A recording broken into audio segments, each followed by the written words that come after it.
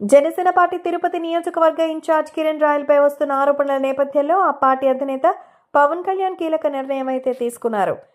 కిరణ్ రాయలపై వస్తున్న ఆరోపణలపై విచారణ జరపాలని పవన్ కళ్యాణ్ కాన్ఫ్లిక్ట్ కమిటీని ఆదేశించారు. అంతేకాక అంతర్గత విచారణ పూర్తయ్యే వరకు కిరణ్ రాయల్ పార్టీ కార్యక్రమాలకి దూరంగా ఉండాలని స్పష్టం చేశారు. ఇక పవన్ కళ్యాణ్ రాజకీయ కార్యదర్శి పి హరిప్రసాద్ ఆదివారం ఒక ప్రకటన విడుదల చేశారు. చట్టానికి ఎవరు అతిథులు కాదని, చట్టం తన పని తాను చేసుకోబోతుందని అన్నారు.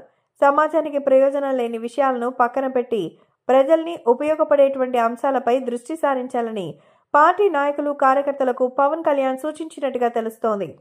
ఇక కాగా తనకి ₹1 కోటి ఇవ్వాలంటూ కిరణ్ రాయల్పై ఒక మహిళ ఆరోపణలు చేయడం, అందుకు సంబంధించిన వీడియోలు బయటకు రావడం కలకలం రేపాయి. 2013లో తీసుకున్న డబ్బులు ఎప్పుడే తిరిగిచ్చేశానని, కానీ ఇచ్చేసిన డబ్బులను మార్ఫింగ్ వీడియోలతో వైసీపీ నేతలు ఆ మహిళతో కలిసి కుట్ర పని ఇలా చేస్తున్నానని కిరణ్ రాయల్ ఫిర్యాదు చేశారు. ఈ అంశం త్వరలోనే కోర్టులో రిట్ పిటిషన్ వేయబోతున్నానని, తన ఫోన్ కేసు హైకోర్టులో ఉందని తెలిపారు. కాగా కిరణ్ రాయల్ తన వద్ద ₹1 కోటి పైగా అప్పు తీసుకుని మోసం చేశారని ఒక మహిళ సెల్ఫీ వీడియో విడుదల చేసింది. ₹1 కోటి నగదుతో పాటు 25 సవర్ల బంగారం కూడా తీసుకున్నారని కిరణ్ రాయల్పై ఆరోపణలు చేసింది.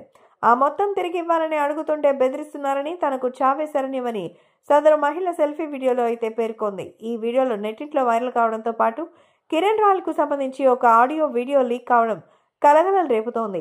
ఈ క్రమంలో ఆయన్ను అధిష్టానం చర్యలకు ఉపక్రమించింది.